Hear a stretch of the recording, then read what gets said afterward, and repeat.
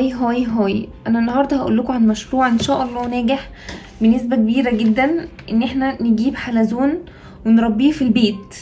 الحلزون دلوقتي طبعا كتير قوي يسمع عن كريمات الكريم الكوري اللي بالحلزون، وبنجري وراهم، وكتير قوي بنروح مراكز تجميل علشان نروح نحط الحلزون على وشنا، علشان هو بديل للفيلر والبوتكس دلوقتي. هو بيحمينا من التجاعيد، بيرطب البشرة، بيشيل ندوب البشرة، بيشيل حب الشباب. كمان هو مش بيخوف زي ما في ناس لان خايفين، لا هو بجد كيوتي قوي قوي قوي قوي قوي. بصي هو بيخاف، هو كل ما هو بيخاف كل ما ينزل جل اكتر. هو طول ما هو ماشي بينزل جل، هو ملوش طبعا رجول، حيوان رخوي ما فيش هيكل عظمي فيه. هو بنعمل حاجات علشان نحافظ عليه طبعا ان هو يكبر وما يموت. اول حاجة احنا هنحافظ على الرطوبة. ازاي بقى هنحافظ على الرطوبة؟ هنرطب الجو اللي هو عايش فيه. هنرطبه ازاي؟ بمية. اول حاجة هنجيب تربة بتموس او اي تربة من اي منطقة زراعية، وهناخد التربة وهنحطها في علبة كبيرة. التربة دي مش هنسيبها ناشفة كده، لا غلط ان هي تتساب ناشفة كده يبقى هي جافة والبيت بتاعه هيموت لو التربة بتاعته ناشفة كده. فاحنا بنجيب سبراي ونرش مية من غير اي مواد كيماوية، عشان طبعا المواد الكيماوية هتموته، ونرشها على الاطراف ونخلي التربة تبقى فيها رطبة ما تبقاش ناشفة حواليه كده. كل ما يبقى المكان فيه رطوبة كويسة بنسبة معقولة، كل ما هو يقدر ان هو يعيش. واهم حاجة ان احنا هو طبعا وهو عايش احنا هنرش بس على لو هو جوه العلبة بنرش على الجوانب بس، مش هترشه جوه. تاني حاجة الجو يعني هما ما ينفعش ان هما يعيشوا في مكان ساقع قوي، وما ينفعش ان هما يعيشوا في مكان حر قوي. طب في الشتاء بقى هنعمل ايه؟ ايوه بنشغل لهم الدفاية هنرفعهم شوية وهنشغل لهم الدفاية. وكمان الضوء مهم جدا في ان هو يكمل معانا ويعيش. وطبعا هو مهما كان طبعا بيحصل ان في منهم بيموتوا، بس احنا بنحاول ان احنا نوفر لهم كل الحاجات اللي هم محتاجينها علشان يقدروا يعيشوا. طب التغذية بتاعتهم هنغذيهم بايه؟ هنحط لهم خس، كابوتش، يعني ما اعتقدش ان في بيت ما فيهوش كابوتش وخس. وهنحط لهم خيار، هما بيحبوا الخيار او بيفضلوا ياكلوا كل المكان دوت خالص. وبنحط لهم كمان عشان نمد لهم الكالسيوم اللي هما محتاجينه علشان القوقعه بتاعتهم. بنحط لهم لسان البحر لانه هو مليان كالسيوم. طب لو ما فيش لسان البحر، لو ما لقيتهم لهم قشر البيض طبعا مليان كالسيوم.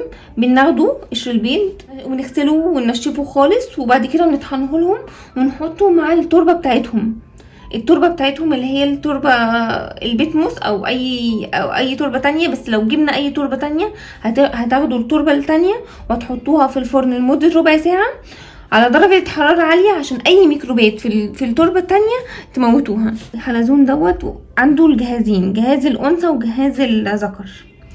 فاحنا بنجيب، بس لازم يبقى فيه 2، ما ينفعش يبقى فيه واحد بس منه. لما هما بيتزوجوا خلال 10 ايام لشهر تقريبا بيجيلنا بيض. البيض دوت بيبقى ما شاء الله حوالي 80 بيضة. طبعا في منهم بيبقى ضعاف وفي منهم كويسين. لو البيض دوت اتحول للون الاحمر يبقى عرفوا كده ان البيض دوت تتخلصوا منه. لو البيض دوت فضل زي ما هو ابيض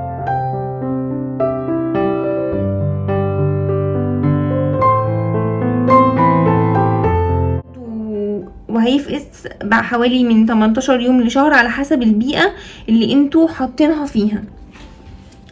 طيب دلوقتي انا في علبة هسيبها مفتوحة كده؟ لا طبعا انا هجيب لهم غطا العلبة، بس هدخل لهم طبعا التهوية بتاعتهم. هجيب مسمار واسخن المسمار واعمل لهم اخرام في العلبة سواء اي علبة عندي كده وكده، بجيب العلبة بعملها على المكان اللي جوه وادخل هنا، بحيث ان هو ما يبقاش يشوك ليهم. هعمل لهم وسائل ترفيه، هحط لهم اي وسائل ترفيه ليهم. ده لما بيتحط على الايد طول ما هو محطوط على الايد، طول ما هو بينزل سائل، السائل بتاعه ده جل كده. خايفه تحطيه على وشك، حطيه على ايديكي، السائل اللي هينزل على ايديكي تمسكيه وتحطيه على وشك. يعني بجد كائن عسول قوي. دي الحلزونات وهي محطوطه في العلب بتاعتها، بنقفلها تماما كده ونحطها في اي مكان يبقى دافي ويبقى فيه ضوء. مهم جدا يبقى النور موجود ليهم. دلوقتي انا كل يوم هنغير لهم الاكل بتاعهم تماما، لان اي حاجه بايظه في اكلهم طبعا هما بيتعبوا وبيموتوا، لان هما كائن حي يعني. اي فضلات كل يوم بنبقى ماسكين المنديل في ايدينا، بنمسح كل الجوانب، اي فضلات ليهم نمسحها تماما، وبنشيل الاكل ونغيره. وكل شهر ان شاء الله بنغير التربه بتاعتهم.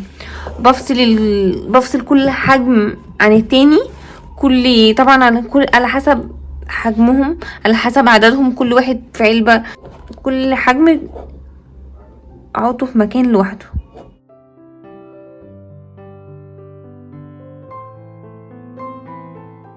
طبعا التغذيه بتاعته غير ان احنا هنحط له اكل، بنحط له ميه في حاجه ما تبقاش عاليه قوي بحيث ان هو ما يغرقش. يعني بحط شويه ميه صغيرين خالص هنا بحيث ان هو يشرب الميه.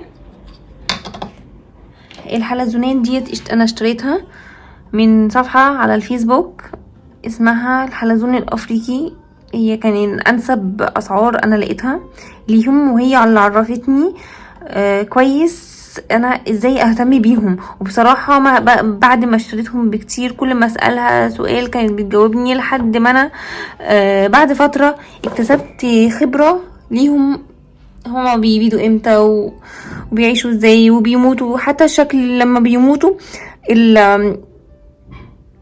الجسم بتاعهم بينفصل خالص عن القوقعة بتاعتهم، والقوقعة كده بتفضى. ساعتها انا بعرف ان هما ماتوا. واي حد بيموت فيهم لازم نفحصهم كويس، اي حد بيموت فيهم لازم بنشيلهم. لو عجبكم الفيديو ما تنسوش معايا لايك وسبسكرايب. باي باي.